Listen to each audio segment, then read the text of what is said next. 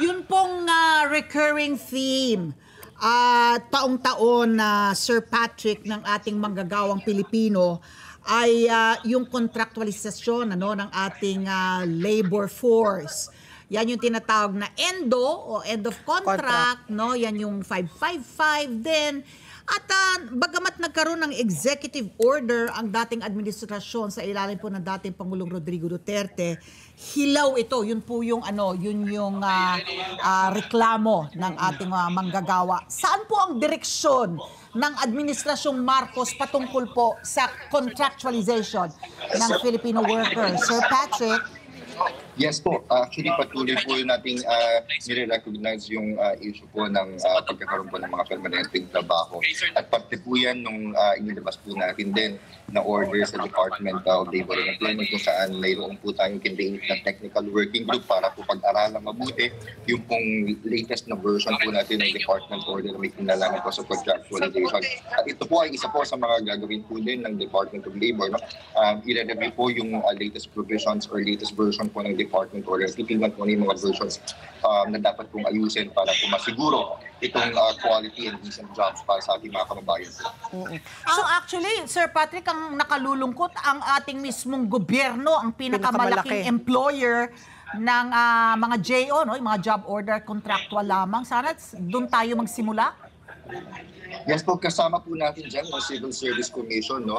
At ang Department of Budget and Management, ito po yung mga ahensyang nakikipag-ugnayan tayo para po mapag-aralan yung sitwasyon po ng mga kababayan nating under job order and contract of service. Oo. Sir Patrick, I'm just wondering kung marami pa rin po sa ating mga Pilipino ang nangangailangan ng trabaho. Meron bang kakulangan sa mga opening or may kakulangan sa mga skilled worker? Saan ho ba yung gap? Ano ba, saan yung disconnect? Kasi kanina, in-announce ni Ali nga, 11,000 sa Quezon City pong opening. You would imagine, no, na ang Quezon City, ilang bang populasyon? Parang 4 million yata. And yet, bakit po maraming ang nagre-reklamo, wala po silang trabaho?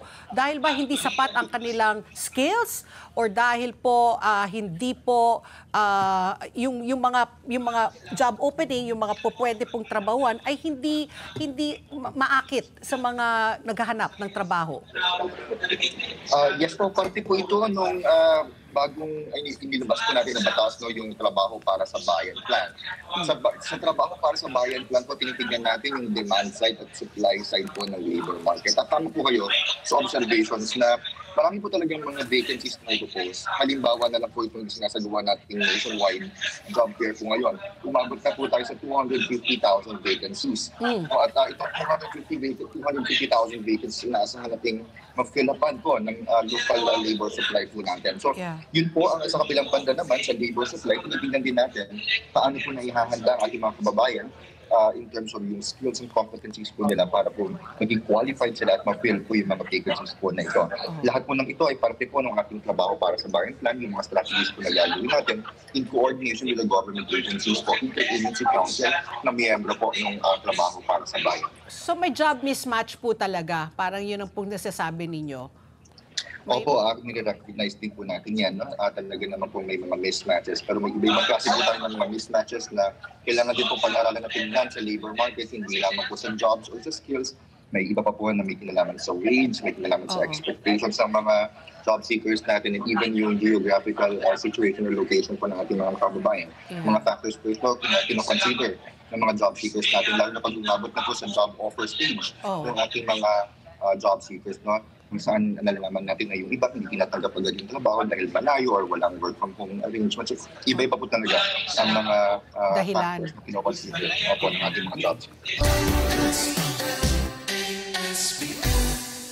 Let's get together. Sunday 25.